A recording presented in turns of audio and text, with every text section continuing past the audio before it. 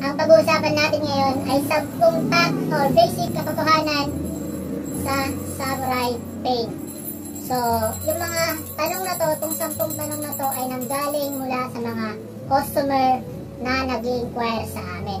So, kaya ginawa kong vlog itong 10 tanong na nila to para malaman din ng iba na nagtatanong ng ganitong parehas na tanong. So, kung bago ka pa lang sa channel ko, ako nga pala si RA Paints. At marami na akong experience sa pagpipintura gamit ang samurai paint. Kaya kung interesado ka sa mga ganitong content, hit mo na yung subscribe button para updated ka pa sa mga susunod kong video. So tara, simulan na natin!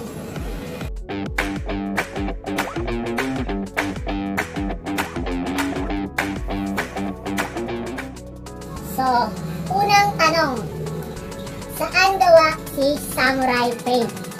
So, marami nagtatanong sa akin yan, so ito yung kasagot dyan. Si samurai paint, ang manufacturer niyan is nasa Malaysia.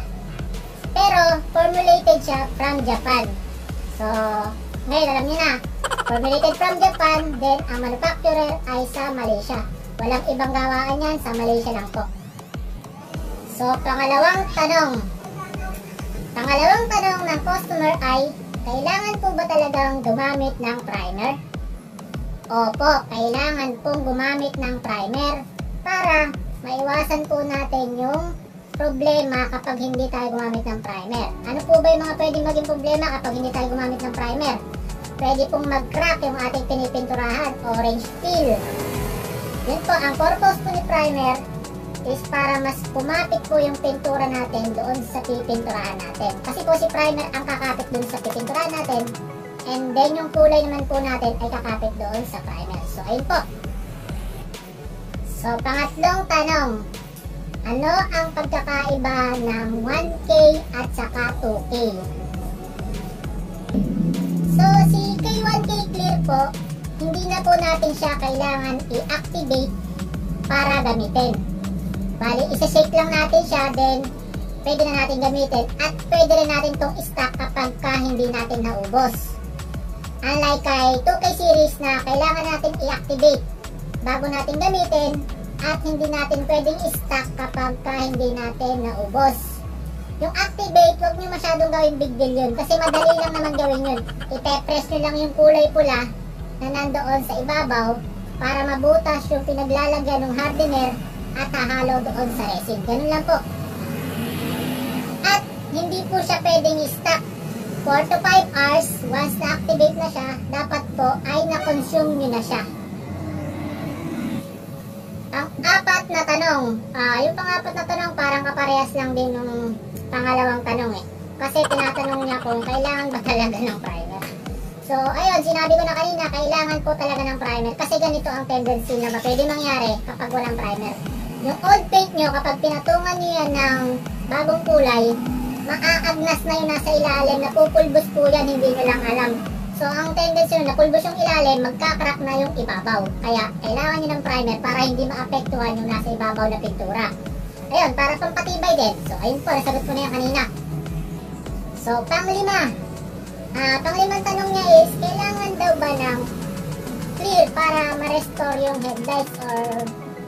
Ang tanong niya rito is, kaya bang i-restore ng K1K Clear or 2K1 Clear ang headlight ng kotse? Yes po, kahit anong headlight po, headlight ng motor, headlight ng kotse. Kapag nanilaw na yan or nagkaroon ng gas-gas, gamitan nyo lang siya ng liha na 1,000, 1,500, and 2,000.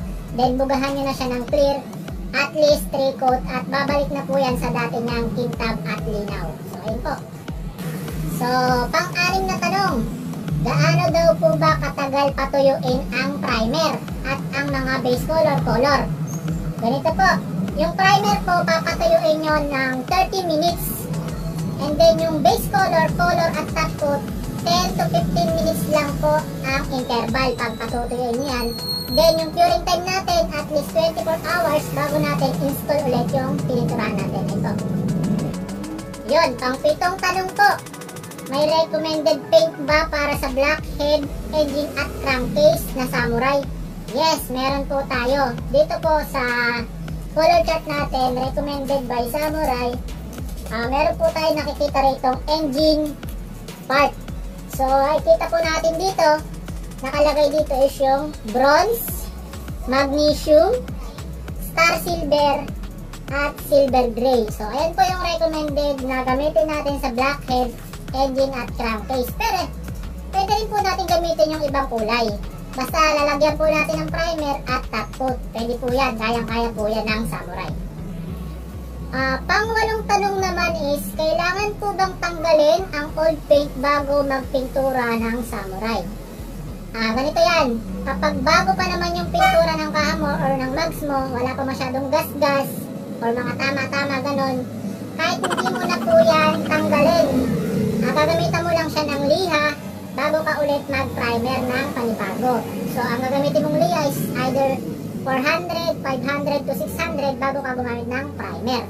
So, ang purpose nun, para matakpan din mga minor scratch ng ating old paint. So, hindi mo na kailangan. Pero, kapag marami na siyang tama, mostly sa mags, marami ng tama yan. Kailangan mo na strip sol or paint remover ni Samurai. So, ayun po. Ito naman, pang-siyam na tanong. Ito, medyo maganda yung tanong na to. Ano ang pagkakaiba ng Ansal at ng Samurai? So, marami. Una, si Ansal kasi, paliwanag ko sa inyo, si Ansal kasi ginagamit na yan ng professional pintor or talaga nung gumagamit yan, yung mga nagnenegosyo ng pagpipintura. Kasi, kailangan mo dyan ng compressor. Kailangan may basic knowledge siya dyan paano magtimpla ng mga pintura, kung gaano karami, gaano kakonti. So ginagamit niya ng mga professional talaga na nagpipintura. Si Samurai naman is ginawa to para sa mga DIY na hindi na natin kailangan magpapintura, which is kaya na natin gamit lang yung Samurai. Kasi hindi na natin kailangan magtimpla katulad ng 2K series. Meron na rin siyang hardener at may resin na rin na pinaghalo sa isang lata katulad ito. So, hindi na natin kailangan gumamit ng compressor para magbuga ng mga kaha natin or mags natin. So, yung pang-10 naman, last but not the least. So, ito yung pinakamagandang tanong. Saan nakakabili ng legit na Samurai paint? Ayan. Unang-una, dito, pwede kang bumili sa amin sa shop ko. Sa Shopee ko, sa Lazada ko, o sa marketplace. Marami akong post dyan. Okay? Pwede rin kayong bumili yan sa iba pang online platform. Marami rin motorcycle parts na nagbebenta niyan online. O, pwede rin kayo bumili dyan. Basta kung saan kayo komportable, doon kayo bibili. Okay? Hanggang dito na lang. So, kung may tanong ka pa tungkol sa Samurai paint, comment down below lang para masagot natin yan sa ating Samurai paint pack basics part 2. So, comment nyo lang dyan sa baba para masagot natin lahat yan. So, hanggang dito na lang. Peace out!